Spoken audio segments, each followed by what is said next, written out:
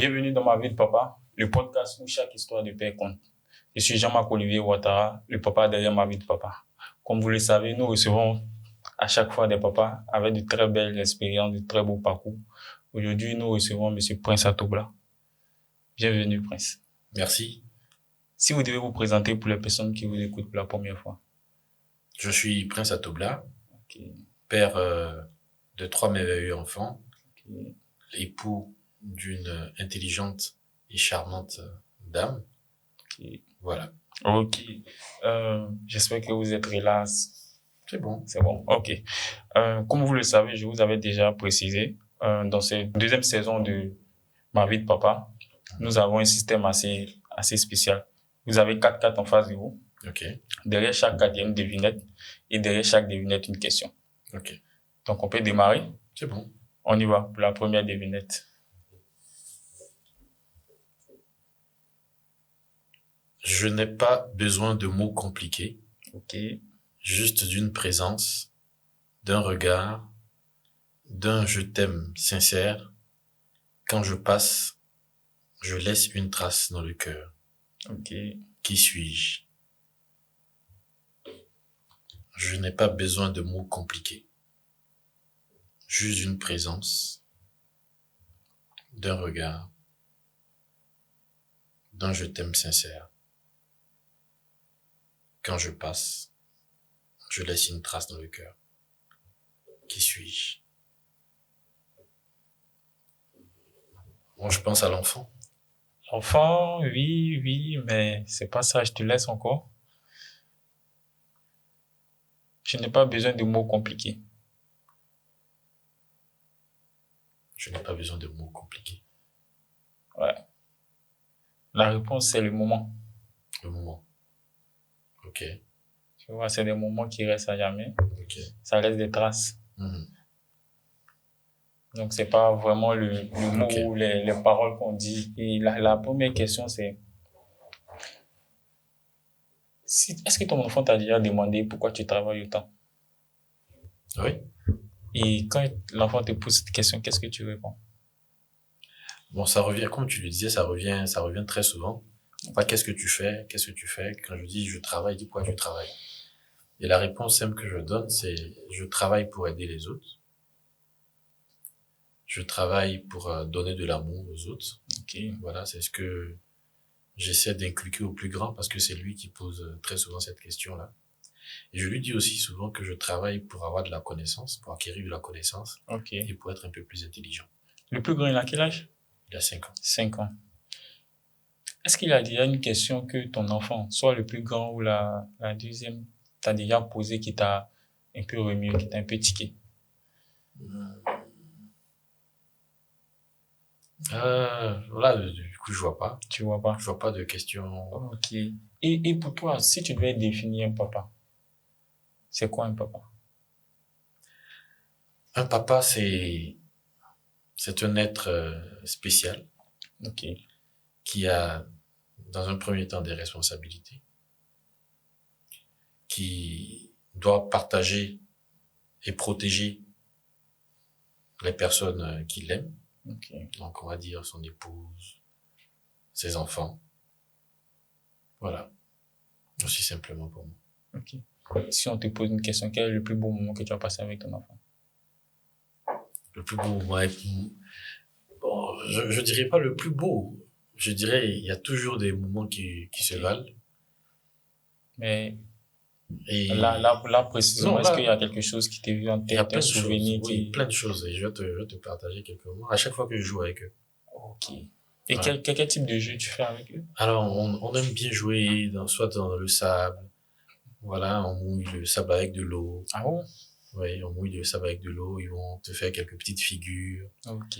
Voilà, souvent aussi, par exemple, le plus grand, il a un pistolet à eau. Voilà, donc il charge son pistolet avec de l'eau. Moi, je me positionne là et puis il tire sur moi. Voilà, donc je fais un peu le Terminator, donc je tombe pas. Il aime bien ça. La petite aussi, elle a un petit jeu télécommandé. Ok. Donc c'est une voiture, un véhicule, mais c'est Barbie. Voilà, donc de couleur rose. Donc, elle aime bien manipuler, lui aussi. Donc, on joue à ce genre de jeu. Donc, pour moi, ce sont des moments de qualité que j'aime beaucoup passer avec, Tu penses que c'est important pour un papa de passer ces moments avec ses enfants? extrêmement important. Pourquoi, selon toi? Ben, tu vois, pour la même raison que la devinette, hein. Ce sont des choses qui restent. Ok. Voilà. Tu sais, moi, il y a une chose que je crois. Je crois que passer énormément d'années avec ses enfants ne veut pas forcément dire que ils garderont quelque chose de vous. Ok. Voilà, ça je le crois. Ah bon? Ouais, je pense que être là juste pendant longtemps, 10, 15 ans avec ses enfants et puis peut-être après rejoindre le Seigneur, le Père, ça ne veut pas forcément dire que tes enfants vont retenir quelque chose de toi. Mais pour moi, ce sont les moments de qualité. C'est Donc, là qu'ils apprendront des choses. ce que tu dis, c'est quelque chose de tellement important. C'est-à-dire, tu peux être là dans une famille avec des enfants pendant 10, 20, 25, 30 ans, 50 ans. Et une fois que tu pars, les enfants peuvent ne même pas avoir de... Oui, ils peuvent ne rien retenir, ils n'ont pas de marque. Parce que oui, tu es là, ok, le matin, ils te voient, coucou, tu es parti au boulot le soir, tu es revenu, tu es peut-être sur l'ordinateur en train de travailler. Voilà, les week-ends, tu passes aucun moment véritablement avec eux, ils sont sortis. Ils passent plus de temps dehors ou bien avec d'autres personnes, mais pas avec les parents. Donc quand c'est comme ça, ils retiennent rien, vraiment. Et ici, tu as un conseil à donner aux papas qui, lorsque on débat sur ces sujets, te disent qu'ils n'ont pas vraiment le temps. Ils n'arrivent pas à trouver le temps vu la charge professionnelle d'avoir ces moments-là, comme tu dis, ces moments de qualité-là. Comment pour un père qui se retrouve dans cette situation? Bon, déjà, moi, j'aimerais partager un conseil que j'ai une fois entendu un monsieur dire, qui a un certain âge. Et un jour, il s'est posé dans le cours d'une réunion. Il a dit, c'est vrai, on travaille et tout, mais n'oublions pas de passer énormément de temps de qualité avec nos enfants. Et il a dit pourquoi? Parce qu'il s'est rendu compte qu'il a beaucoup couru. Ok. Mais il n'a pas vraiment, pendant qu'il courait, il n'a pas vu ses enfants grandir. Donc, il se retrouve dans cette position aujourd'hui où pour lui, le meilleur conseil qu'il pouvait nous donner, qui était encore plus jeune, ça remonte encore à 7, 8 ans en arrière, c'était de nous donner ce conseil-là. Et moi, j'ai capté ça, et je me suis dit, ça, c'est un élément important. Si pour lui, qui a vécu cette expérience, c'est quelque chose qu'il partage aujourd'hui, il faut que je puisse m'armer de ce conseil, et puis c'est de partager la même chose avec mes enfants. Donc, je dirais, c'est vrai que, bon, j'ai pas le même âge, Oui. mais sur la base de son conseil, moi, je dirais aux parents, c'est pour eux qu'on court, c'est pour eux qu'on cherche l'argent. Il faudrait pas découvrir ces enfants quand ils sont adolescents ou quand ils sont adultes. Non, non, non. Parce que ça fera qu'il n'y aura pas de lien fort. Alors que, in fine, c'est ce qu'on veut. Qu'il y ait ce lien fort, cette complicité, cet amour, cette amitié qui pourra permettre à ces enfants-là s'ils cherchent un conseiller, que ce soit à leurs parents qui soient les premiers conseillers plutôt que d'aller vers quelqu'un d'autre. C'est ça. Je pense que c'est un très bon conseil que tu viens de donner. Les papas qui nous écoutent et qui nous suivent, si tu n'as vraiment pas le temps, je crois que c'est important de passer du temps avec son enfant.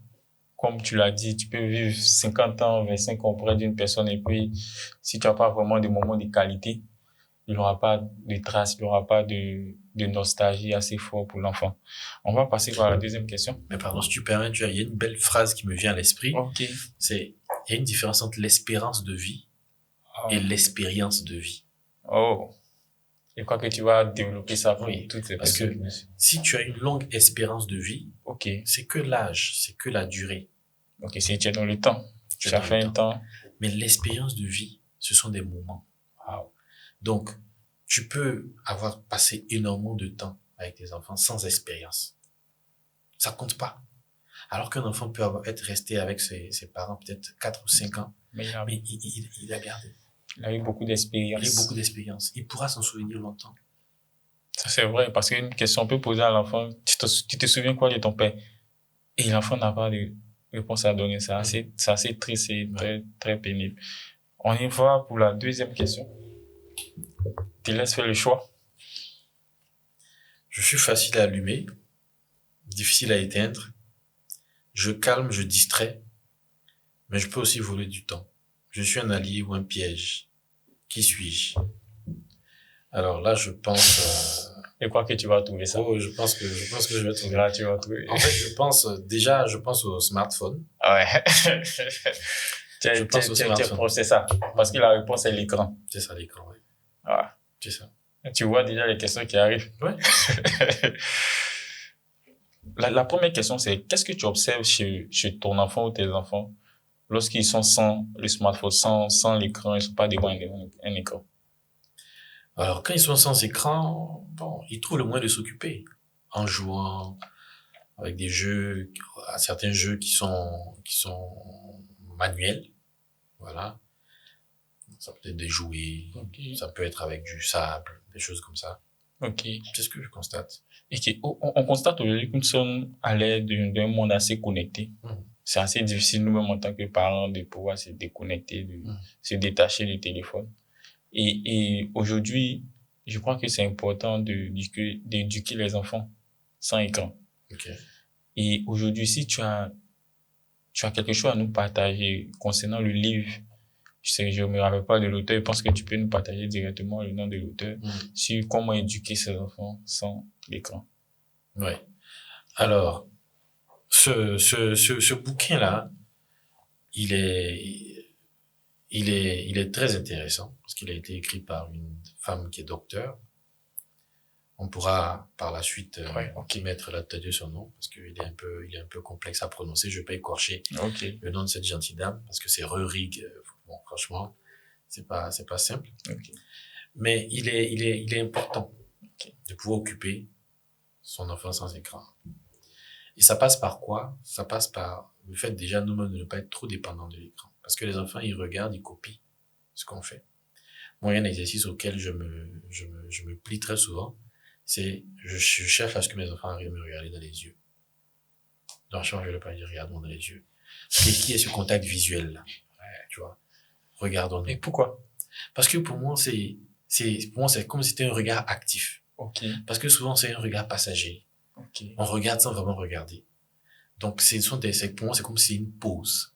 Je dis, regarde-moi. Lorsque tu parles aussi à l'enfant, tu le regardes? Oui, je le regarde. Et puis, quand il me parle et qu'il me regarde pas dans les yeux, non, regarde-moi dans les yeux. Ne baisse pas la tête, regarde-moi dans les yeux. Il faut qu'il puisse s'imprimer le visage de son père et vice versa. Moi aussi, je m'imprime son visage, mon esprit. Mais tu penses que ça peut développer d'autres compétences chez l'enfant? Oui. Le fait de ne pas avoir peur, peut-être de la foule, savoir s'exprimer devant les gens. Exactement, pas avoir peur du regard des autres. Voilà. Ne pas baisser la tête, regarder pour parler. Oui. Ça, je me dis que ça peut déboucher sur ça. Mais moi, quand je le fais, c'est vraiment pour qu'il y ait cette connexion. Déjà visuelle. Voilà. Qu'on ne soit pas en train de fuir, qu'on ne soit pas dans l'immédiateté, on n'est pas pressé. Il faut qu'on soit présent pendant qu'on est en train de parler, pendant qu'on est en train de jouer. Et ça, je le fais souvent. Et j'évite, mon épouse et moi, on évite de tenir nos smartphones pendant qu'ils sont là. Parce que comme ils sont tout petits, ils essaieront de faire ce qu'ils nous voient faire. Voilà. Donc, à chaque fois qu'ils sont là, et même on le dit aux demoiselles de ménage et tout, ne tenez pas vos téléphones pendant qu'ils sont là, attendez quand ils dorment. Vous pensez que c'est important de signifier ça aux demoiselles? Oui, c'est plus qu'important. Parce que je suppose, vu qu'on parle d'éducation sans écran, vous travaillez, madame aussi travaille, donc vous n'êtes pas totalement à la maison. Je crois que c'est le personnel de maison qui aujourd'hui assure le relais lorsque vous n'êtes pas là. Donc pour vous, c'est important lorsque on reçoit un personnel de lui donner déjà des lignes à suivre. Effectivement. Et nous, c'est parce ça. qu'on voit aujourd'hui on constate aujourd'hui des personnels de maison, les nounous qui ont des téléphones, qui ont des smartphones, qui passent du temps. Vu que tu n'es pas là, souvent l'enfant passe du temps à côté de la nounou, qui est sur son téléphone. On ne sait pas qu'est-ce qu'elle regarde aussi, qu'est-ce qu'elle écoute. C'est ça. Vous pensez que ça peut avoir une influence dans cette éducation? Effectivement, nous, ce sont des consignes claires. Le premier jour, on a un meeting avec, on va dire, la dame ou la demoiselle qui est là pour travailler. Et on lui dit, voici les consignes, voici comment tu te comportes, voici les pièces où les enfants ne doivent pas entrer. Il faut toujours fermer cette pièce. Ne laisse pas tel objet dangereux sur la table, on leur dit tout. Et on parle également du téléphone. Et lorsque vous parlez, vous avez déjà eu à parler, comment le personnel réagit sur le téléphone? Oui, ils le font. Finalement, ils font ce qu'on leur demande. Il arrive souvent qu'elles puissent s'oublier. Vu que c'est une habitude qui n'est pas Voilà, elles développée. puissent s'oublier, mais on leur rappelle cela. On leur rappelle cela. Et aujourd'hui, vu qu'on parle de l'écran, quel danger on peut dire lorsqu'on laisse les enfants sur les téléphones, face aux écrans, quels sont les dangers? Je pense que si un papa a connaissance de ces dangers-là, ça peut mieux l'orienter dans l'éducation de ses enfants. Bon, déjà, il y a l'addiction. Ok. Ça peut faire que, s'il est addict aux écrans, ça peut faire qu'il va pas être forcément très sociable. Wow. Parce qu'un enfant qui n'a pas d'écran, quand ses parents reviennent du boulot, très souvent, il va vers eux pour leur faire une accolade. Ok. Mais un enfant qui est constamment devant les écrans, bon, il est beaucoup plus préoccupé par l'écran. Quand il se réveille, la première des choses, plutôt que de venir saluer ses parents, il va chercher à allumer la télévision, ou il va chercher un téléphone. Parce que il y a des choses qu'il y trouve qui lui plaisent. Okay. Et du coup, ça fait qu'il est un peu coupé du monde. Okay. Et il apprend moins vite, contrairement à ce qu'on peut croire, parce que son apprentissage n'est pas structuré. Okay. Sur le téléphone, il va scroller, il va regarder des shorts, il va scroller. Donc, il baisse même au niveau d'attention. Alors que quand il est déconnecté de ces choses, il va suivre un cheminement que ses parents lui inculquent. Okay. On lui donne un cahier, ok, il faut faire du gribouillage, écrit A, écrit 1, écrit 2, apprend les couleurs. Voilà, il est plus dans ça. Ok. Et concernant la télé, vous êtes pour cette théorie? Il ne doit pas avoir de télé à la maison? Alors, nous, il y a la télé. Et ils ont des heures de visionnage de la télévision. Et ce qu'on met comme émission, ce sont des vidéos éducatives. Voilà. Donc, ils vont apprendre soit des couleurs, ou ils vont écouter certaines histoires. Voilà, des histoires. Bon, par exemple, souvent, j'ai ma fille qui me dit, papa, je veux regarder Jonas. Okay. Et quand elle parle de Jonas, elle parle de Jonas de la Bible. Je dis, mais tu parles de quel Jonas? Elle dit celui qui a été avalé par le poisson. Tu vois? Okay. Ah, papa, je veux regarder papa Jésus. Il est sur une croix. Voilà, des trucs comme ça. Ah, papa, ils l'ont crucifié. Donc, ce sont des choses pour leur partager certaines valeurs, raconter quelques histoires. Voilà, ce sont des choses qui nourrissent. Plutôt que de les laisser regarder des émissions où ils vont entendre des propos qui sont pas forcément ce qu'on veut leur inculquer. Ok. Et si tu devais donner un conseil concernant cet aspect-là au nouveau papa? Alors, c'est de faire l'effort. C'est de faire l'effort de se donner cette discipline-là. S'ils veulent toucher leur téléphone pendant longtemps ou travailler sur leur ordinateur pendant longtemps, que ça soit pas devant les enfants. Voilà. Se trouve une pièce, il le fait. Ah. Voilà, où il envoie les enfants peut-être jouer quelque part et puis il le fait. Parce que sinon, à un moment, moi, je vous dis, je peux pas ouvrir mon ordinateur devant les enfants. Parce que si je commence à ouvrir l'ordinateur devant les enfants, pour ce que j'avais vu de par le passé, ils viennent et ils cherchent à appuyer. Ouais. Voilà, ils cherchent à appuyer, donc tu peux même pas travailler. Donc, vaut mieux ne même pas le faire devant eux. C'est assez challengeant. Oui, c'est assez challengeant. En vous entendant, parce que moi, j'ai vu ça. Le challenge, c'est que vu qu'on est, c'est pas comme si on est une famille assez nombreuse. Donc l'enfant, il est là, tu dois travailler, tester ton ordinateur. Les familles qui n'ont pas beaucoup de pièces, comme vous l'avez dit. Face à comment on fait? Parce que c'est assez challengeant. Tu es obligé de prendre l'ordinateur pour travailler. L'enfant, comme tu as dit, l'enfant vient toujours essayer de toucher, tout. Pour ses parents qui se retrouvent dans ces situations-là, comment nous on peut s'y prendre? Alors, moi je dirais, je pense qu'il y a deux choses. Il faut se définir un emploi du temps. Ok. Voilà. À quel moment je touche mon ordinateur? Parce que souvent, on veut faire les deux en même temps. Okay. On veut être en mesure de travailler et en même temps suivre l'enfant. Finalement, qu'est-ce qu'on fait?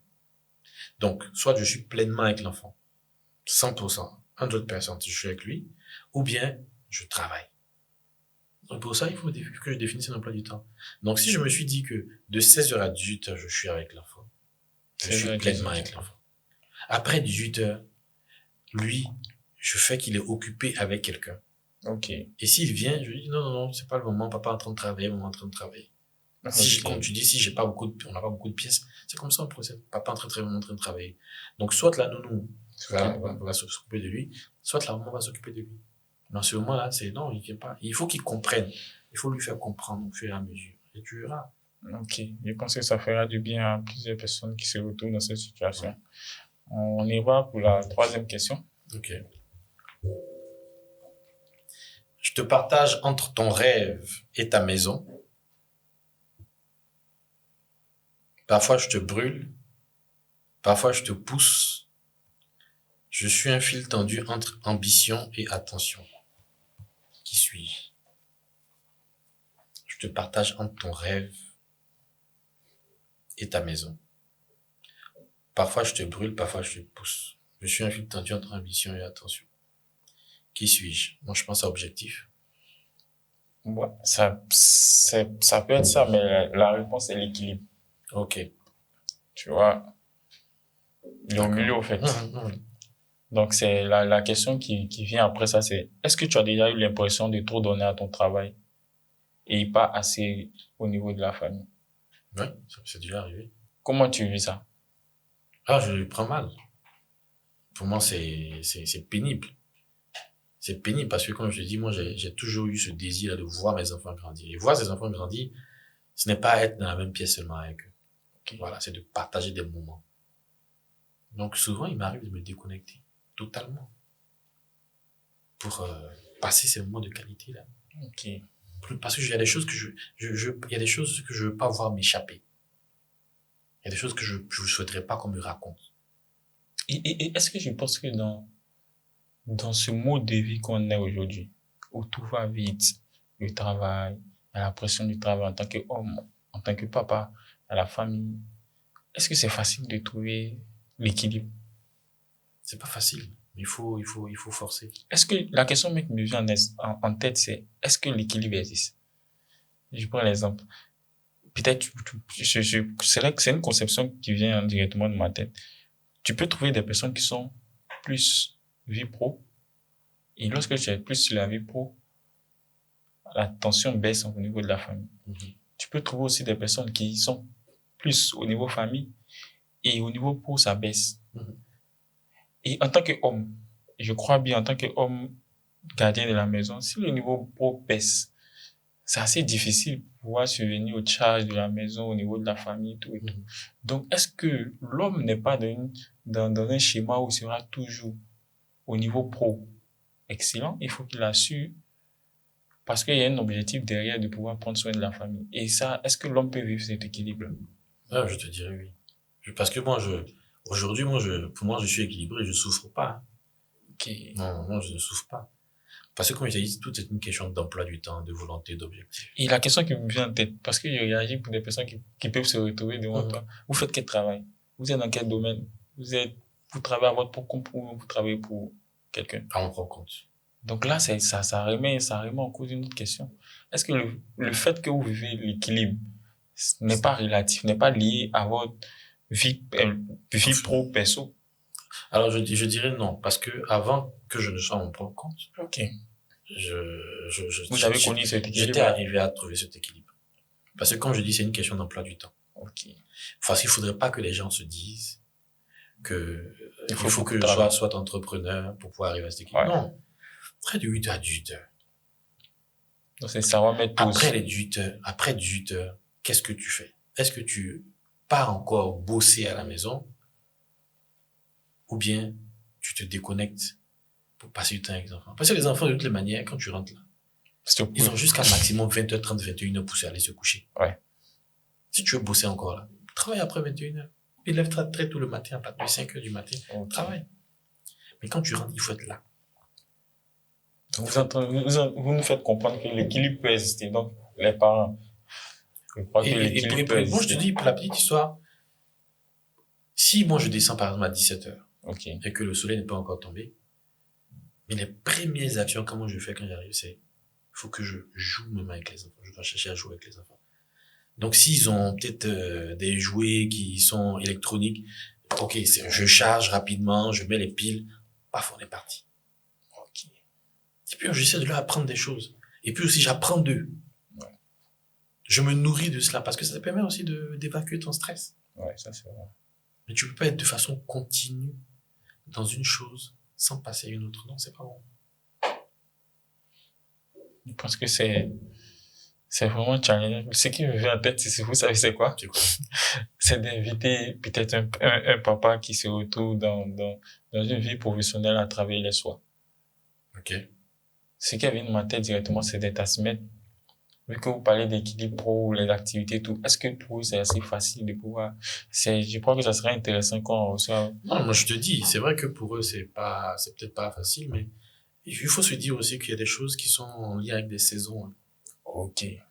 Si ça brûle dans le cœur d'une personne de créer cet équilibre, la personne naturellement va chercher à un moment à migrer vers quelque chose qui pourrait lui permettre. Il y a des dames aujourd'hui qui peut-être sont occupées par un boulot qui fait qu'elles ne On passent peut pas du retrouver temps. des femmes qui se retrouvent dans Voilà, cette qui font, situation. et ce qui fait qu'elles n'ont pas le temps de passer Ces moments de ces moments de qualité. qualité avec leurs enfants. Elles finissent par prendre une décision. Il faut faire un choix dans la vie. Voilà. Il y a des hommes aussi, voilà, il va se dire, bon, ok, ce boulot-là, il est très prudent, je vais chercher un autre boulot qui va me permettre de pouvoir assurer ce côté-là. Parce que sinon, in fine, il y a une certaine frustration qui naît. Ok. Parce que c'est Ça. assez important. Si tu devais faire un choix difficile entre une opportunité professionnelle et un moment important avec ton enfant, il faut qu'il y ait la réponse. Je vais raconter une anecdote. Ok. Quand je bossais encore il y a quelques années dans une boîte, je m'étais mis à cœur. Je me suis dit intérieurement que mon désir le plus cher, c'est de pouvoir avoir énormément de temps à passer avec mes enfants. Et c'est une des choses qui m'a motivé pour aussi rentrer dans l'entreprise. Je crois que c'est un désir que vous avez longtemps nourri ça à l'intérieur de vous, ce qui vous a poussé à pouvoir planifier, à pouvoir faire des choix. Et comme la première devinette nous a dit, c'est les moments. Parce que comme vous avez dit, il y a des saisons. Les enfants aussi vont grandir. Et après, le regret, c'est, on n'a pas vu l'enfant quand il était petit, on n'a pas passé du temps. Et c'est difficile lorsque Ça l'enfant est revient déjà plus. là. C'est fini, ça C'est fait fini, plus. ça ne revient plus. Ça ne revient plus. Et ça, c'est difficilement acceptable. Souvent, hein, pour certains parents. Pour avoir écouté certains parents. Oui. Moi, je donne un exemple. J'ai un grand frère qui, souvent, quand il m'appelait, lui, non, je pars déposer mon enfant à l'école, ou truc. Il m'a dit, prends vraiment profit de ces moments parce que lui n'a pas eu la chance de vivre ça. Tu vois? C'est au moment où tu es avec l'enfant et puis vous parlez, voilà, il te pose des questions, papa, c'est quoi ça, et tu lui dis, tu vois, il te pose des questions en boucle, il dit que lui n'a pas eu cette expérience. Donc il dit, profite. Et pour lui, il partage cela comme c'était un regret. Ouais. Ça peut pas revenir. Ouais, ça peut pas revenir. Et souvent, quand les enfants ils deviennent adolescents, bon, il y a la crise d'adolescence, où, voilà, ils n'ont pas Et envie, même, ils veulent même plus passer du temps. Voilà, et ça, il faut. Ouais. Je crois que c'est assez important, ce que vous venez de partager. Pour les papas qui nous écoutent, je crois que c'est vraiment une nécessité de pouvoir passer du temps avec son enfant. On va aller pour la dernière question. Ok. Je ne suis pas une leçon ni un devoir, je vis dans tes gestes, tes silences et tes choix. Je grandis avec eux, même quand tu ne parles pas. Qui suis-je? Je ne suis pas une leçon, ni un devoir. Je vis dans tes gestes, tes silences et tes choix. Je grandis avec eux, même quand tu ne parles pas. Qui suis-je? Je peux te donner Un indice? un indice. Oui. On ça commence par la lettre V.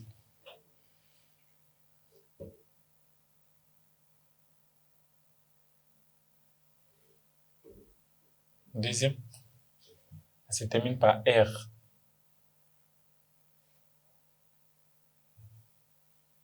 Ça se termine par R. Combien de lettres? 5. 5 lettres. C'est 6. 6 lettres. Ouais. VR. Bon, pour faire simple. Attends, je pense que je vais essayer de trouver. Je ne suis pas une leçon. Ouais. Ni un devoir. Je vis dans tes gestes, tes silences. Je me dis, c'est ça qui forme un être. Et moi, j'ai une conception, c'est qu'aujourd'hui, nous sommes à la fuite de cet élément. Il y a beaucoup de personnes qui n'arrivent pas qui n'ont pas ça même du moins. Et qui ne savent même pas. Après le V, il y a le A. Après le V, il y a le A. Ouais. Je ne suis pas une Va. leçon. V, A, et puis ça termine par un R. Ouais. Vous voyez? Bon, attendez, j'aime bien les devinettes. Ouais. Mais il pense que c'est avec le temps, c'est assez Non, challengeant. oui, mais attendez, je vais essayer de voir encore. Je ne suis pas une leçon, ni un devoir. Je vis dans tes gestes, tes silences et tes choix. Je grandis avec eux. Ah, ok, les valeurs. Comme j'ai dit, j'ai une conception, c'est le constat que beaucoup de personnes ne savent même pas c'est quoi une valeur. Mhm. Donc, ça fait qu'on a des personnes qui vivent sans avoir des valeurs, Mhm. qui n'ont pas de piliers. Donc, c'est dangereux pour une personne qui n'a pas de piliers. Parce que la personne peut se retrouver à faire des choix comme ça. Ouais. Dans la vie, il faut avoir des piliers qu'on ne touche pas. Mhm. C'est clair. Vous avez des piliers? Énormément de piliers. Lesquels? Si vous devez citer 2 piliers qu'on ne doit pas toucher. On va dire dignité. Ok. C'est pas ce terme que j'aurais utilisé, mais bon, c'est quelqu'un qui me l'a passé. Ok. Donc, on va dire entre griffes dignité, respect. Et puis, en fait, dans dignité, il faut mettre aussi la parole donnée. Ok. Elle est importante. Voilà. Ma mère m'a dit, un homme, c'est sa parole. C'est comme ça qu'elle a formulé la phrase. Ouais. Un homme, c'est sa La parole. parole. C'est-à-dire que ce que Ce tu que tu dis, dis. ça t'engage. Il faut tout faire pour respecter. Ouais. Et puis, pour moi, comme je dis, donc dignité, respect, tout ça.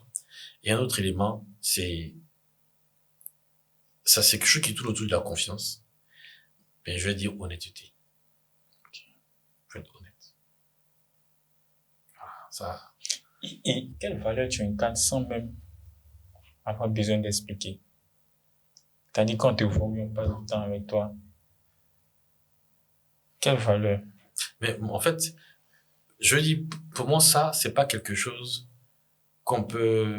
qu'une personne qui vient juste de me voir peut voir. Ok, il faut passer du temps. Donc, si on demande, si cette personne demande aux qu'est-ce personnes que les gens qui diront? me connaissent, je dirais, c'est l'honnêteté.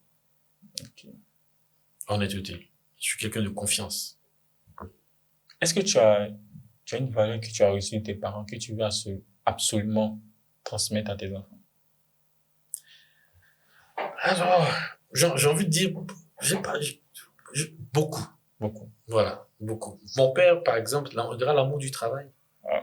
L'amour du travail, le respect et la politesse. Tu vois, dans dignité, j'ai parlé de respect. Le respect et la politesse. Il faut respecter tout le monde. Donner le sourire aux passants, à celui qui vient, qui toque à la fenêtre de ton véhicule, qui te demande une pièce. Il dit, mais t'as pas de pièce à donner, il faut sourire. Ouais. Parce que tu sais pas ce que le sourire va lui apporter. Ça, Et moi, ça me rappelle une belle citation d'une dame que j'aime beaucoup, Mère Teresa. Elle dit, si tu rencontres dans la rue une personne qui te demande la charité, elle dit, sois heureux, parce que ça veut certainement dire que tu as quelque chose à donner à la personne. Et ce quelque chose, ça peut être un sourire. Voilà. Donc, ça fait pas des valeurs. Quand je dis politesse, bon, quel que soit ce que quelqu'un dira, il faut rester courtois, il faut rester poli. Moi, je vous dis, il y a un livreur des compagnies qui sont là, qui font du VTC et tout là, qui est venu vers moi une fois au téléphone. Et puis quand il m'a remis le colis, il m'a dit, monsieur, je tenais à vous dire merci. Je lui ai dit, pourquoi? Il dit, vous êtes tout courtois. Et que je suis diplômé, je crois qu'il a dit en anglais ou en droit de telle faculté. Et c'est parce que je vais pouvoir payer mes cours que je fais ce boulot-là et que c'est pas facile. Souvent, on parle à des personnes au téléphone qui nous traitent mal. Il dit, mais vous, malgré le fait que je ne trouvais pas mon chemin, vous êtes resté courtois. Moi, ça m'a plu qu'il ait signifié. Ouais. Pour dire que c'est quelque chose qui compte pour ces personnes aussi. Ah, c'est vrai. Voilà, il faut être courtois. Moi, je me suis dit à retourner en train de faire des livraisons. Dans un véhicule que j'avais, qui était un genre de SUV 2x4, pour ne pas faire forcément de publicité, mais une Kia Sportage. Parce que je voulais moi-même aller donner des bouquins, mais j'ai vu un peu comment les gens, ils parlent au téléphone. J'ai vu. Et quand je suis arrivé, que j'ai dit à la personne, oui, je suis là, la personne a dit, oui, sur quelle moto? Non, je suis dans un véhicule, la SUV que vous voyez, de couleur grise, tout et tout. Ah, mais c'est quel livret qui vient de donner? Ouais. Mais pour moi, on n'a pas forcément besoin de ça pour être Ouais, c'est ça. Voilà, il faut être bien envers tout le monde. Parce que vous mettez le point sur quelque chose qui est assez C'est important. C'est-à-dire, souvent, on discute avec ces gens de personnes qui offrent ces services-là, mais on se dit pas que derrière, ils sont des humains. Ouais. Non, je te dis. Et c'est ça. Donc, il faut aimer vraiment les gens pour leur nature humaine. Ouais. Voilà. Parce que tout le monde a besoin d'être valorisé, de respect et tout. Voilà. Et moi, ça, mon père, il ne m'a pas dit. Je l'ai vu à l'œuvre. Donc, c'est ça. Voilà. Je l'ai vu à l'œuvre. Et pour moi, c'est ça. Mon fils peut pas être là et puis je vais voir il va sortir une parole bizarre. Non. Non. Je le recadre. On ne dit pas ça. Faut être poli. Tu as compris? Même qu'il va se retrouver en train de dire une petite parole à la dame qui travaille à la maison. Ouais, ouais. Je dis non. Va présenter des excuses. C'est ça. Allez, pardon, tata. Je dis c'est comme ça. C'est comme ça. Est-ce que aujourd'hui, ton rôle de père a changé ta manière de voir les choses? Hmm.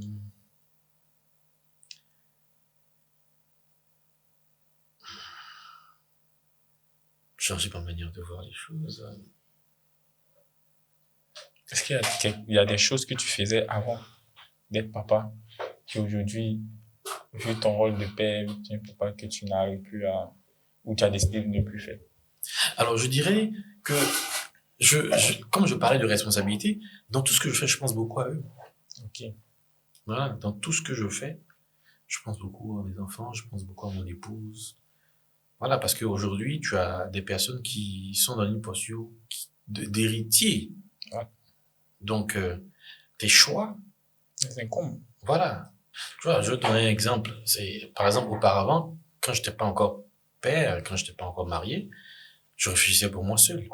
C'est-à-dire, je donne un exemple, si je veux acheter un terrain, j'allais peut-être me dire, ce terrain, il est éloigné. Ok. Que je pense pas passer suffisamment de temps sur la terre pour le voir peut-être prendre la valeur comme je le souhaiterais. Mais aujourd'hui, pour moi, il n'y a pas de terrain qui est éloigné. Parce que je ne le prends pas forcément pour que moi, je puisse en profiter. Ok. Je me dis quelque chose que j'estime être éloigné pour moi ne le sera peut-être pas pour mes enfants. Ok. Voilà. Parce que peut-être dans 30 ans, moi, peut-être je vais me retrouver en train d'avoir 70, peut-être 80. Ouais. Mais dans 30 ans, peut-être que c'est maintenant mes enfants, ils seront en train de rentrer dans 35, 40. Ouais. Ça, c'est vrai. Et donc, ça sera en ce moment-là qu'eux pourront profiter pleinement. Donc, c'est ce genre de réflexion. Aujourd'hui, tous mes choix, toutes mes réflexions, toutes mes analyses, même s'il s'agit d'acheter peut-être des titres, des actions, voilà, on se dit peut-être que nous, on peut pas bénéficier fortement de ce que les gens ont appelé l'effet cumulé, mais pour eux, dans 25 ans, ça va, voilà, il y aura peut-être un gros boom. Ouais. Donc, c'est ça. Et nous sommes déjà à la fin de l'échange. Comment vous vous sentez après? Après l'échange? Bien. Très bien. Très bien. Au nom de tout le média, on aimerait vous remercier d'avoir accepté de pouvoir partager cette expérience avec nous. Et pour les papas qui vous écoutent, si vous avez un dernier mot. Alors, déjà de croire en la vie. Okay. De croire que c'est possible d'avoir cet équilibre entre vie professionnelle et vie personnelle. Et le fait d'y croire va les pousser à chercher à avoir tous les instruments pour y arriver. Okay. Donc, que ce soit en côtoyant des personnes qui sont des professionnels dans le domaine, que ce soit à travers la lecture, voilà. C'est cela. Et de leur dire bravo. Faut pas qu'ils abandonnent. Ouais.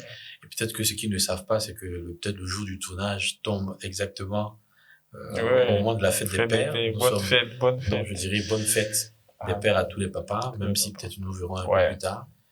Donc, bravo à eux, ils sont des champions. Merci beaucoup. Bonne fête aussi à toi. Merci. Bonne fête à toi. Et nous avons une question qu'on pose de façon ponctuelle à tous ceux qui passent dans le podcast. On suppose que d'ici 10, 20, 25 ans, vos enfants se retrouvent devant cette vidéo. Et quel message vous avez pour eux? Alors, le message, il est simple. Il faut qu'ils sachent que leur père et leur mère les aiment énormément. Okay.